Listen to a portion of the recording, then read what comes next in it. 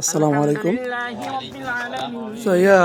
সালামান ভাই, আমি একটা খবর শুনলাম যে আপনাদের বাড়িতে নাকি এই একটা গোশতের উপরে আল্লাহ লেখা গেছে, দেখা গেছে আর কি। এটা কতটুকু সত্য মিথ্যা জানি না, তো আমি একটু একজন ফোন দিয়েছে বুলবুল ভাই, জানার জন্য আসলাম আসলে কতটুকু সত্য ভাই।